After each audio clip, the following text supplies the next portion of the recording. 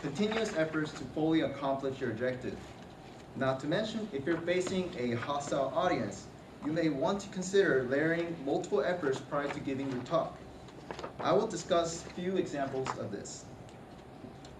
If you are aware that your audience will be hostile and has a negative bias towards you, then consider setting up private meetings with influential members beforehand to uncover their objections and views.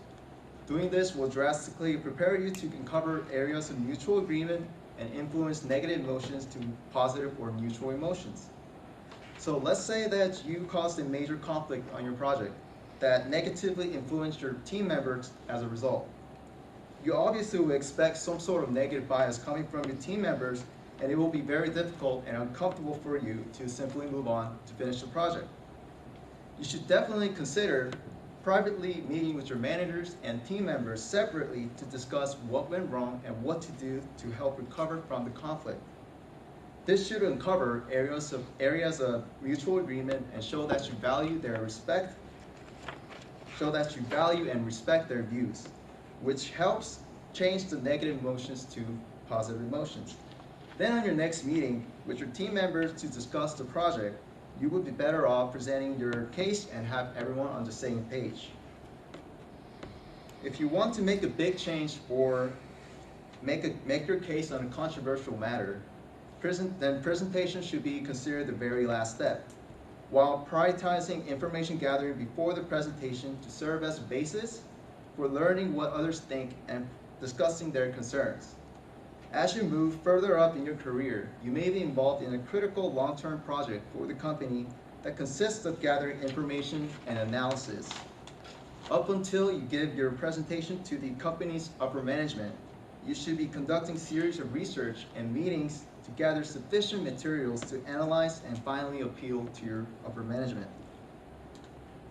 And whether you are behind schedule or simply do not have a lot of time to fully convey your intent and message in a single presentation, then your presentation would just be a first step, and you should consider doing follow-up presentations, meetings, or written reports.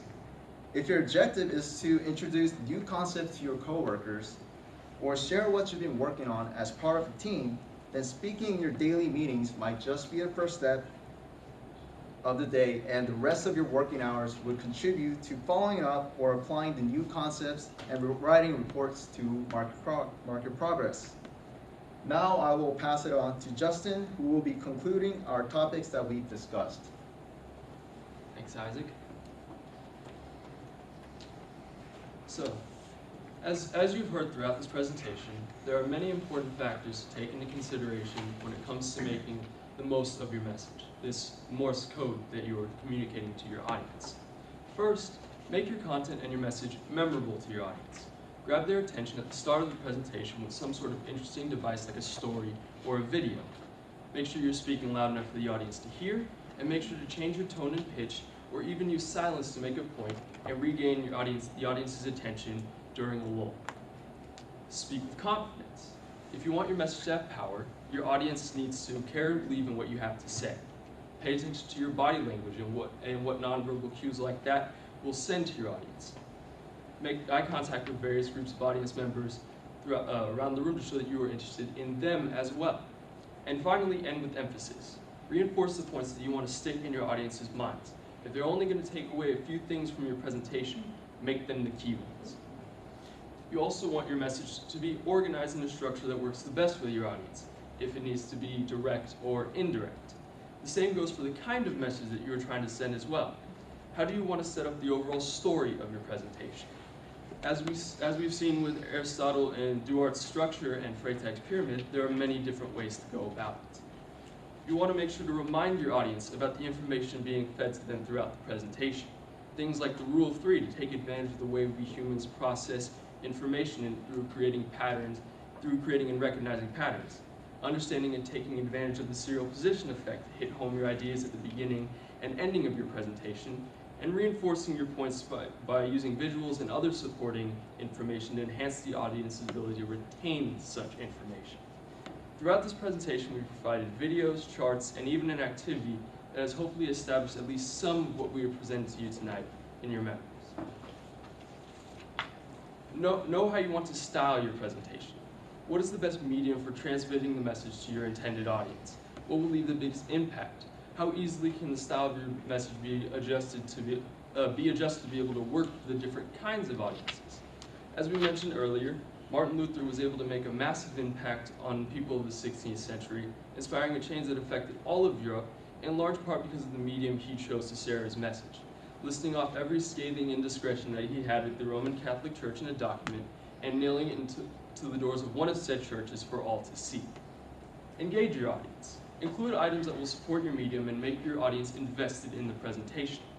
Things like worksheets, presentation decks, and taking questions can all add to your overall message if used properly, and will keep them interested during periods where there will likely be lulls. Layer your communication efforts. Sometimes just having the presentation by itself isn't the best option. Depending on your audience and what your goal is to gain from the presentation, having meetings before or after can either begin or bring together your message. The presentation doesn't always have to be the end-all be-all for sharing important information. Sometimes it is just as important for creating clarification so that your audience can understand better what it is you are trying to share. These people that we have shown you throughout our presentation have relayed why having a good Morse code is extremely important and effective to optimizing your message. We are confident that through their examples and our own recommendations, that you have gained a better understanding about how to build on and refine your own. Thank you.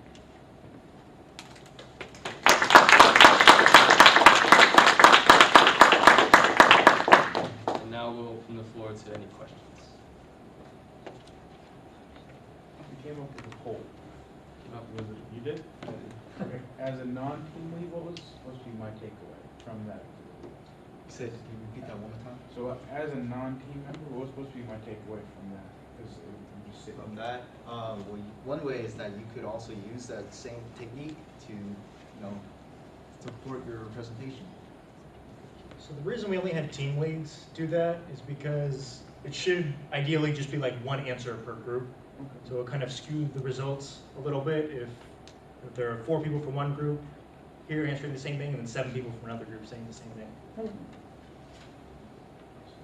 And also, you could upgrade to the premium, but if you don't, you're only limited to 25 participants. So there's that.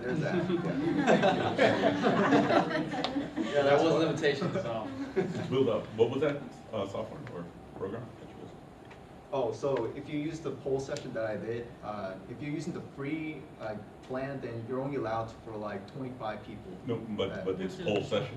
No, it's called Poll Everywhere. Oh, yeah, Poll Poll Everywhere. Yeah, polleverywhere.com. You guys want to use it?